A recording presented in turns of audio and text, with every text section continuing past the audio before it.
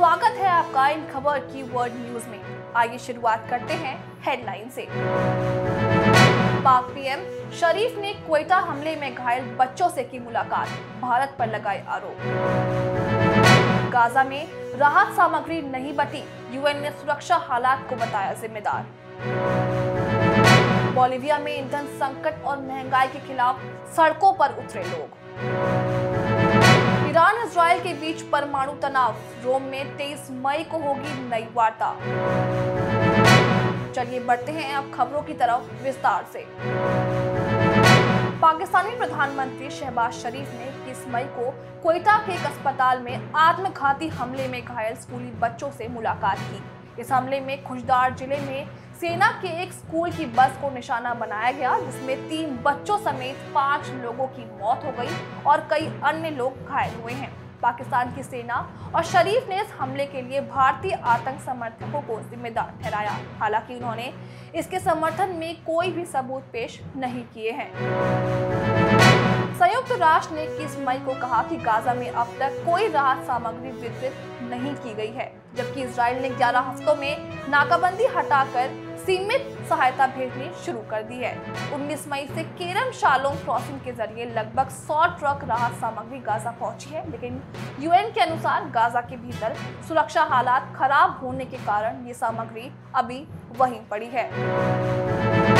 Gaza स्थित स्वास्थ्य अधिकारियों के अनुसार अक्टूबर 2023 में इजराइल हमास संघर्ष शुरू होने के बाद से अब तक गाजा में 53,655 फिलिस्तीनियों की मौत हो चुकी है और 1,21,950 लोग घायल हुए हैं। पिछले 24 घंटों में इजरायली हमलों में कम से कम 82 लोग की जान गई है और 262 लोग घायल हुए हैं। बोलिविया की राजधानी में 21 मई को एक बार फिर बड़े पैमाने पर प्रदर्शन हुए, जहां नागरिकों और व्यापारियों ने सरकार और संसद के बाहर ईंधन, दौलत और महंगाई को लेकर अपनी 3 मुख्य मांगें दोहराई। ईंधन की भारी कमी के चलते लोग घंटों तक पेट्रोल पंप पर लाइन में खड़े होने को मजबूर हैं। वहीं महंगाई पर काबू पाने की भी मांग की जा रही है। इजरायली प्रधानमंत्री बेंजामिन नेतन्याहू ने 21 मई को यरूशलेम में एक प्रेस कॉन्फ्रेंस में कहा कि अगर ईरान परमाणु समझौते में यूरेनियम संवर्धन की प्रतिबंध में हो तो इजराइल उसका स्वागत करेगा, लेकिन वो अपनी आत्मरक्षा का अधिकार हमेशा सुरक्षित रखेगा।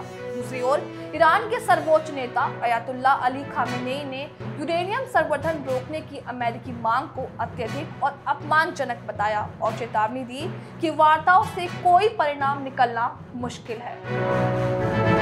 कनाडा के प्रधानमंत्री मार्क कार्नी ने 21 मई को कहा कि उनका देश अमेरिकी राष्ट्रपति डोनाल्ड ट्रंप की प्रस्तावित $175 अरब की गोल्डन डोम मिसाइल डिफेंस योजना में निवेश की संभावनाएं देख रहा है। ट्रंप ने 20 मई को इस परियोजना के लिए एक डिजाइन को मंजूरी दी और एक स्पेस फोर्स जनरल को इसका प्रमुख नियुक्त किया। 22 मई की सुबह इजराइल के कई इलाकों में सायरन बजने लगे जब इजरायली सेना ने यमन से दागी गई एक मिसाइल को रोकने का दावा किया। यह हमला यमनी हूती विद्रोही की रणनीति जैसा बताया जा रहा है, जो गाजा के फिलिस्तीनियों के समर्थन में इजराइल पर हमले कर रहे हैं। हालांकि इस हमले की जिम्मेदारी हूती समूह ने अभी तक नहीं ली है और उन्होंने अमेरिकी जहाजों पर हमले रोकने की सहमति जताई है। रूस ने 22 मई को 200 से अधिक यूक्रेनी ड्रोन मार गिराए, जबकि यूक्रेन ने रूस के ओरियोल क्षेत्र में एक सेमीकंडक्टर फैक्ट्री पर हमला किया। रूस ने यूक्रेनी सैन्य ठिकानों को भी निशाना बनाया। वहीं यूक्रेन के कुर्स्क और बेलगोरोद में ऑपरेशन चलाया। दोनों देश 1000 युद्ध बंदियों की अदला बदली की तैयारी में हैं। उत्तर कोरिया के चोंगजन बंदरगाह पर 21 मई को एक नए युद्धपोत के प्रक्षेपण के दौरान गंभीर हादसा हो गया, जिसमें पोत के असंतुलित होने के कारण दुर्घटना हुई। इस दौरान उत्तर कोरियाई नेता किम जोंग उन भी कार्यक्रम में मौजूद थे।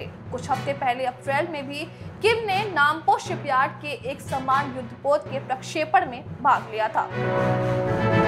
चीन के विदेश मंत्री वांग यी ने 22 मई को डच विदेश मंत्री कैस्पर वेलकेम्प से बातचीत में कहा कि चीन नीदरलैंड्स के साथ संवाद बढ़ाने और सहयोग गहरा करने को तैयार है, ताकि चीन ईयू संबंधों को मजबूत किया जा सके और वैश्विक अर्थव्यवस्था की बहाली में योगदान दिया जा सके। वेलकेम्प 2 दिवसीय दौरों पर 21 मई को बीजिंग पहुंचे थे। उन्होंने कहा कि यूरोपीय संघ और नीदरलैंड्स वैश्विक चुनौतियों पर चीन के साथ मिलकर काम करना चाहते हैं। आज की वर्ल्ड न्यूज में केवल इतना ही। देश दुनिया की हर बड़ी खबर के लिए जुड़े रहिए इन खबर के साथ।